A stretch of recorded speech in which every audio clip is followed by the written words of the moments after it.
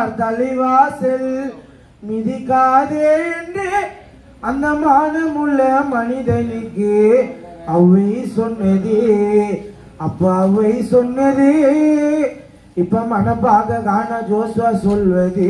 so Paramasivan ஐய